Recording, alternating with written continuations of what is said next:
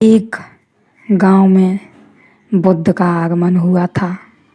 तो उस गांव के वजीर ने अपने राजा को कहा कि बुद्ध आते हैं, हम स्वागत के लिए गांव के बाहर चलें।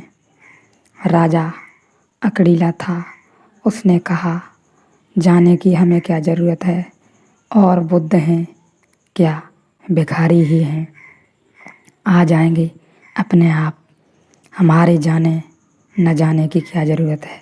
वह बूढ़ा वजीर तो यह सुन के रोने लगा। उसने अपना इस्तीफ़ा लिख दिया।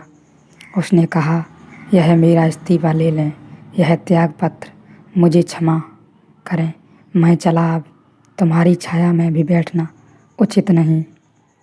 उस राजा ने कहा, मामला क्या है, इसमें इतने नाराज़ होने की बात क्या है, मैंने कुछ बुरी बात तो कही नहीं, मैं सम्राट हूँ, वे भिखारी हैं, उनके लिए मुझे ले लें, जाने की ज़रूरत क्या है। उस वजीर ने कहा, बस बात ख़त्म हो गई, अब मैं तुम्हारे पास न बैठ सकूँगा, तुम अपने लिए वजीर खोज लो, क्योंकि ऐसे आदमी के पास क्या बैठना जिसे इतनी भी समझ न हो कि राजनीति तो साधारण है, राजा होना तो साधारण है, लेकिन यह बुद्ध का भिखारी हो जाना असाधारण है, अपूर्व है, अद्वितीय है, यहाँ कुछ घटा है।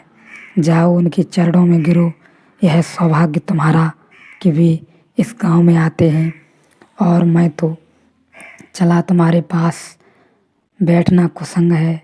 यह ठीक कह रहा है वजीर, इस बूढ़े के पास आँखें हैं, इसके पास कुछ समझ है, कुछ फ़र्क है।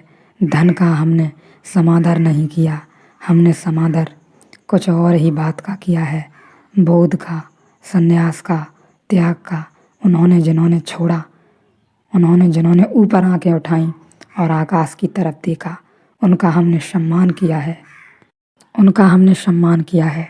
जिन्होंने हिम्मत की, जो निकले, जो सत्य की ओर बढ़े, वे थोड़े से ही लोग सही, लेकिन उनका हमने सम्मान किया, उनका बोध जागा, वे जागे, उन्होंने अपना सर ऊपर की ओर किया, देखा इस असीम आकाश को, देखा इस विराट आकाश को, और अपने आप को क्षुद्र से बाहर निकालने के लिए उन्होंने आकाश की तरफ देखा। वे जागे, उन्होंने यात्राएं की, और उन्होंने एक पथ का निर्माण किया, एक ऐसी पथ का निर्माण किया जिस पर आज हजारों लोग चल रहे हैं। आज फिर से हमें वही काम करने की ज़रूरत है। हम में से किसी का भी सिर आज आकाश की तरफ नहीं है। आज हम क्षुद्र कामों में पड़े हुए हैं।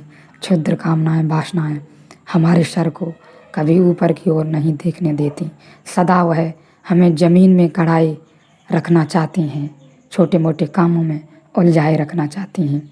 लेकिन मैं आपसे कहना चाहता हूँ, जागो, भागो मत, बिल्कुल भी लड़ो मत, केवल जागो। सहज ही धीरे धीरे, धीरे धीरे, जहाँ हो वहीं से जागो।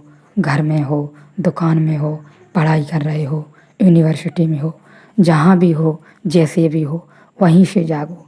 जो हो रहा है उसे केवल होशपूर्वक जो देखो, और जो बदलाव है बाहर या भीतर, उसे प्राकृतिक समझकर स्वीकार करो, और जो बदलाव है उसके साथ रहने की कोशिश करो।